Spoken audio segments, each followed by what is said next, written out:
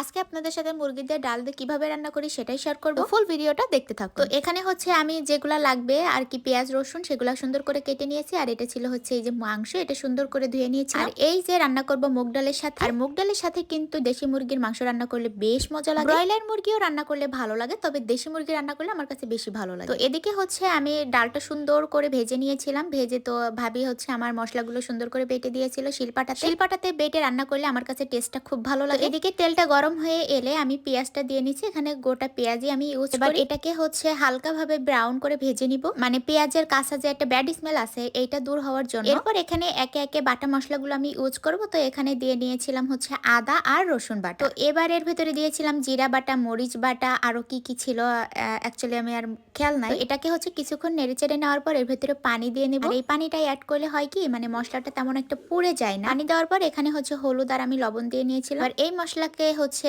কষানো পর্যন্ত ওয়েট করব, মানে পানি যতক্ষণ না শুকায়। তো এই যে এখানে হচ্ছে পানি কিন্তু শুকিয়ে গিয়েছে, মানে সুন্দর একটা কালার চলে এসেছে অলরেডি। তো সুন্দর একটা কালার আসছে গাইস, মানে এটা দিয়েই মনে হবে যে মানে ভাত খেয়ে ফেলা যায় এরকম একটা অবস্থা। তো এই পর্যায়ে ধুয়ে রাখা মাংসগুলো দিয়ে দিচ্ছি। আর কিছু কিছু সময় দেখছেন যে হচ্ছে মাংসের কালারটা হাসা দেখা যাচ্ছে হালকা, তো এটা হচ্ছে ক্যামেরার জন্য দেখা যাচ্ছে, আমি জানি না কেন এরকম হচ্ছিল। যাই হোক এখানে সুন্দর করে হচ্ছে মিক্সড করে নিয়েছিলাম কিছুক্ষণ নেড়ে চেড়ে মশলার সাথে। তো এই পর্যায়ে দিয়ে নিব ডাল। আর এখানে কিন্তু আমি মুগ ডালটা ইউজ করেছিলাম। এখানে যে কোনো ডাল ইউজ করা যায়, মুগ ডাল অথবা বুটের ডাল। আমার কাছে কেন জানি না মুরগির মাংসের সাথে মুগ ডালটা ভালো লাগে, আর গরু ছাগলের মাংসের সাথে ছোলার ডালটা। তো মাংসের সাথে ডালটা কিছুক্ষণ নেড়ে চেড়ে নেওয়ার পর এখানে হচ্ছে পানি অ্যাড করে নিচ্ছিলাম কষানোর জন্য। আর এই পর্যায়ে বরাবরই আমি একটু পানি বেশি দিই, কারণ হচ্ছে এখানে যেন মানে হচ্ছে 80% যেন সেদ্ধ হয়ে যায় এর জন্য। এই যে গাইস দেখছেন যে মেশানোর পরে এত সুন্দর একটা কালার আসছে, মানে তো এটাকে হচ্ছে লো ফ্লেমে আমি দিয়ে ঢাকনা দিয়ে দিয়েছিলাম। তো সাইডে আমার একটু কাজ ছিল, তো সেটা হচ্ছে সারতে গিয়েছিলাম আর আমার বাবুকে একটু খাওয়াইতে গিয়েছিলাম। যেহেতু আমার ছোট বেবি আছে, আপনারা তো জানেনই ছোট বেবি থাকলে যে এরকম ভিডিও করা কতটা প্যারাজনক। তো এই পর্যায়ে এখানে কিছু গোটা রসুন ইউজ করেছিলাম। আর মুরগির মাংসের ভেতরে কিন্তু এরকম গোটা রসুন খেতে বরাবরই আমরা খুবই পছন্দ করি, শুধু আমি না বাসার সবাই। তো গাইস যেটা বলছিলাম যে এখানে হচ্ছে একটা কাজে গিয়েছিলাম আমি চুলাতে মাংস রেখে, তো এখানে এসে দেখি ডালগুলা সবই সেদ্ধ হয়ে গিয়েছে। কিছু করার নাই, মানে